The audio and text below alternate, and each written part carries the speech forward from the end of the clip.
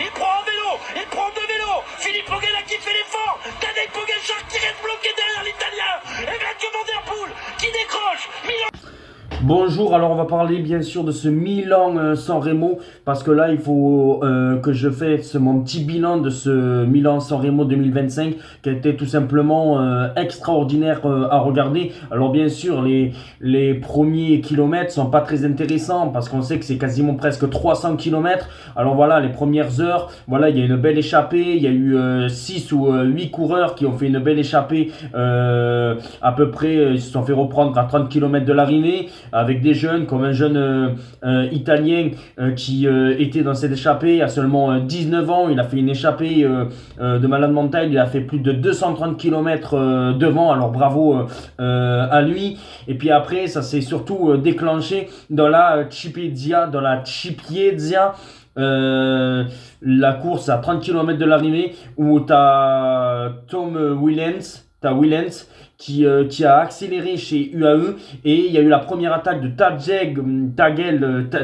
Pogačar, je vais juste dire Pogačar, qui a accéléré, et les deux seuls ou trois qui ont essayé de suivre, c'était Van Der Poel qui a suivi le rythme, Ganna et Romain Grégoire, notre Français, qui a tenu le rythme quasiment une bonne partie de la Cipiezza, mais après il a craqué, notre Français. Mais par contre après, Ganna, Van Der Poel et surtout Pogačar, ils ont fait un numéro pendant 30 km.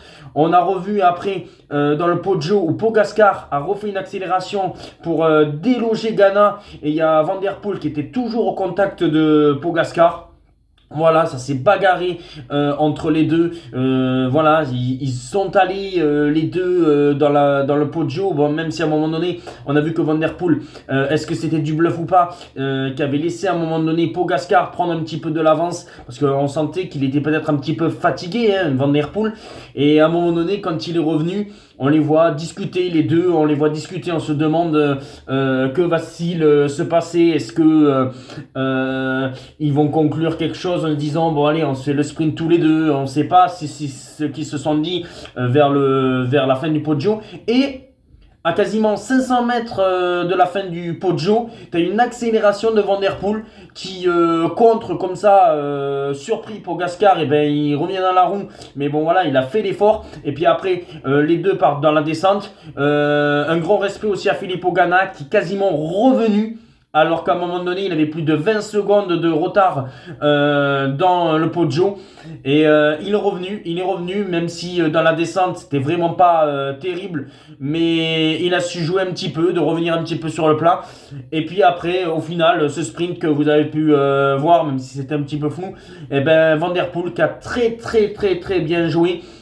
Et Pogačar qui a mal joué. Je sais pas ce qu'il a voulu faire, Pogačar qui a été bloqué par Ganna. Franchement, et Van Der Poel qui gagne son 7e grand monument. Pogačar, qu'est-ce que j'ai dit? Non, Van Der Poel, oui, Van Der Poel qui gagne son 7e grand monument, Van Der Poel.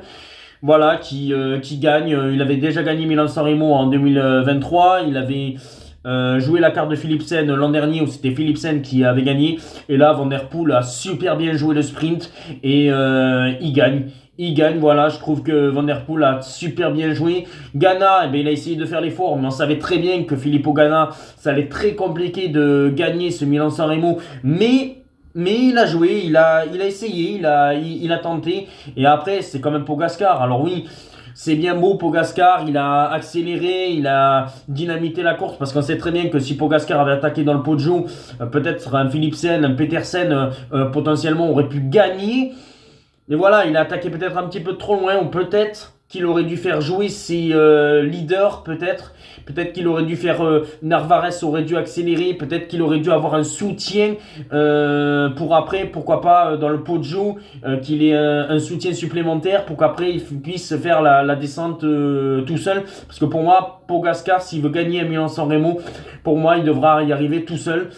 Mais bon voilà, bravo quand même à Van Der Poel pour cette victoire. Après le classement, Matthews qui fait une belle place, une belle 4e place au sprint.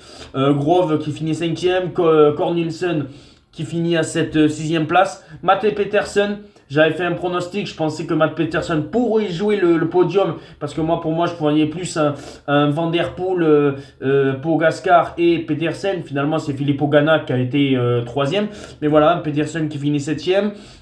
Goenj, où j'arrive pas trop à le prononcer, le Hollandais qui finit 8ème, Trentin qui finit 9ème et Wright qui finit 10ème. Voilà, après il y a du beau monde qui ont fini voilà, dans un groupe au sprint. C'est dommage parce que si Matthews était arrivé, peut-être que Matthews aurait gagné au sprint. Mais voilà, Van Der Poel qui gagne en 6h22 et 53 secondes, ce qui voudrait dire que quand même encore, même s'il y a eu du vent, record battu, la moyenne a été battue.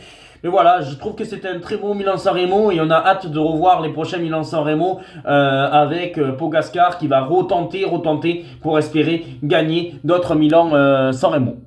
Maintenant les amis, on va parler un petit peu de la tier-list du Tour de Catalogne. Je voulais un petit peu parler, on parlera un petit peu plus cyclisme, mais comme je le dis, parce qu'il y a de belles courses qui vont arriver. Là tu as le Tour de Catalogne, même si je le redis, on parle plus foot sur ma chaîne, mais là voilà, je voulais parler du Tour de Catalogne où on va voir les favoris. On sait que c'est un Tour de Catalogne assez intéressant parce que tu n'as pas de contre-la-montre. Est-ce que notre Français Lenny Martinez peut potentiellement faire un podium? On sait qu'il n'y a pas de Vingegaard, on sait qu'il n'y a pas aussi Pogačar qui sera pas là, mais bon voilà, il y a quand même du beau monde dans ce Tour de Catalogne et on va faire mon petit podium, ce que je penserais de ce podium potentiellement. On sait que les favoris de ce Tour de Catalogne, alors avec une étoile, tu as Marc Soler, Juan Pedro Lopez, O'Connor, Bernal, Lenny Martinez, qui seraient vraiment des outsiders. Moi, je ne les vois pas gagner ce Tour de Catalogne, mais pour ma part, je les vois potentiellement être peut-être sur le podium ou dans le top 5. Je pense que ça va être très compliqué pour ceux-là, à part peut-être un Bernal, s'il est en forme, gagner, mais après les autres, peut-être c'est juste pour jouer un podium.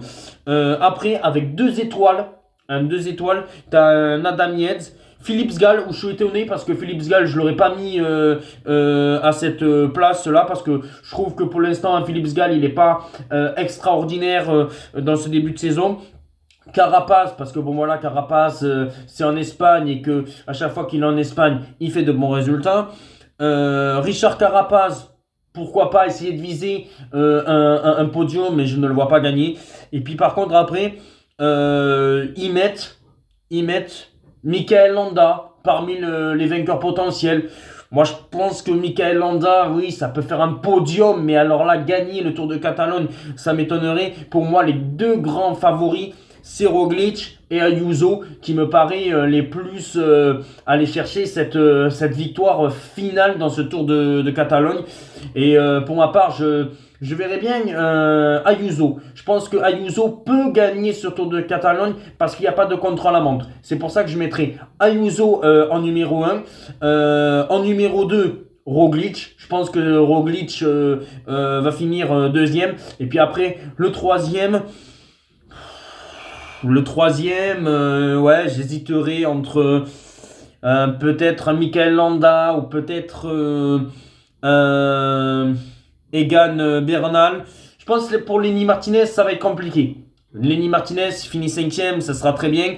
Mais voilà, pour moi, je mettrais Landa, Bernal ou peut-être Carapace qui se jouerait pour la 3e place. Mais bon, voilà, pour moi, je pense réellement que le vainqueur de ce Tour de Catalogne sera Ayuso ou Roglic. Maintenant, pour finir, on va juste parler vite fait du parcours. La première étape, c'est Saint-Feliu des Gilsol jusqu'à Saint-Feliu des Gilsol. C'est une étape vraiment pour baroudeurs. Je pense que voilà, c'est vraiment des baroudeurs sprinteurs qui pourront gagner cette première étape. La deuxième étape, c'est Bagnoles jusqu'à Figueras. Je pense que bon voilà, même si il y a encore quelques petites montagnes par-ci par-là, ça peut être aussi un baroudeur ou un bon sprinter qui peut gagner. Par contre, la première étape de montagne, c'est l'arrivée à la Moulina. Alors, on sait bien on espère qu'il va faire beau parce qu'on sait que souvent, une arrivée au sommet, s'il y a de la neige, pourrait être peut-être pas reportée, mais être annulée, et ça pourrait être plus bas. Et c'est là où normalement Roglic ou Ayuso pourraient prendre le maillot parce que c'est la première grosse étape de montagne. Après, il y a une arrivée aussi à la Montserrat Millelari, qui est aussi une arrivée en sommet et pour ce maillot de leader entre Ayuso et Roglic encore. Puis après, une étape pour les sprinters le vendredi entre Pauls et Amposta. Désolé pour ma prononciation en espagnol, mais bon, voilà, vu le parcours, je verrai une étape pour sprinter. Et puis après, tu as une étape le samedi entre Berga et Queralt, qui est une étape pour baroudeur, ouais, pour vraiment un bon baroudeur, ou voire même on sait jamais, peut-être même un Roglic ou Ayuso pourrait gagner cette étape. Et la dernière étape, bien sûr, c'est le parcours entre Barcelone et Barcelone, avec bien sûr le Montjuïc. On sait, bien sûr, bon voilà, c'est l'étape reine, souvent, c'est la dernière étape à chaque fois. Alors, est-ce que ça va se jouer à coup de seconde? Je sais pas, mais voici le parcours de ce Tour de Catalogne. J'espère que ça vous a plu. Je sais que je parle pas beaucoup de vélo, mais on va essayer de se retrouver maintenant pour peut-être le Paris-Roubaix qui va bientôt arriver, le Tour oui, le Paris-Roubaix, potentiellement l'Amstel Gold Race, la Flèche Wallonne. On va essayer de dynamiser un petit peu parler vélo sur la chaîne. Ciao les amis, dites-moi vos pronostics. Est-ce que vous pensez réellement que Lenny Martinez peut faire un podium? Et on se retrouve très vite pour le foot ou pour le vélo. Ciao les amis.